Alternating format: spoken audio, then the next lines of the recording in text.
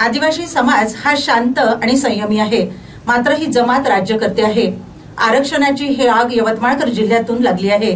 तोवर बंजारा समाज आरक्षण मागत नव्हते, त्यानंतर आगीची ठिणगी पेटली। आमच्या या आरक्षणामध्ये कुणालाही घुसू देणार नाही असा वार आमदार राजू तोडसाम यांनी मोर्चा दरम्यान केलाय। राज्याचे मंत्री संजय राठोड यांनी जबाबदारीने वक्तव्य करणे गरजेचे होते, मात्र संवैधानिक दृष्ट्या बंजारा समाजाला अनुसूचित जातीत टाकता येत नसतानाही राठोड यांनी मुंबई येथील बैठकीत जाहीररित्या बंजारा समाजाला एसटीतून आरक्षण देण्याची बाब मांडली।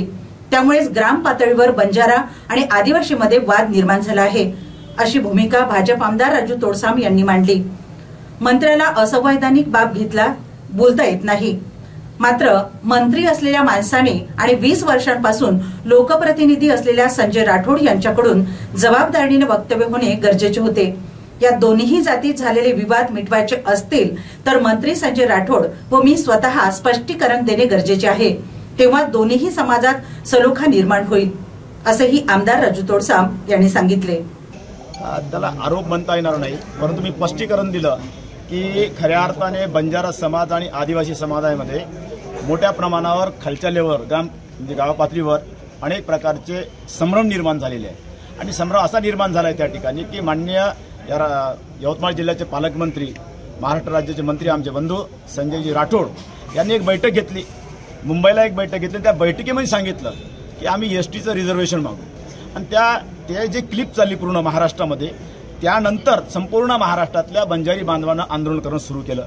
आणि नंतर त्यांना माहीत झालं, मी यासाठी संजूभाऊवर आरोप म्हणत नाही की संजूभाऊ सारखा एक जबाबदार माणूस, 20 वर्षापासून सातत्याने निवडून येणारा आणि मंत्री, महाराष्ट्र राज्याचा मंत्री असलेला माणूस एक जबाबदारीने वक्तव्य करणं फार गरजेचं होतं, कारण त्यांना माहीत आहे या राज्याचे माननीय मंत्री, या जिल्ह्याचे पालकमंत्री सन्माननीय संजूभाऊ राठोड यांनी एक बैठक घेतली मुंबईला बैठक घेण्याच्या पूर्वी बंजारांनी आरक्षण मागितलं नव्हतं, लक्षात ठेवा।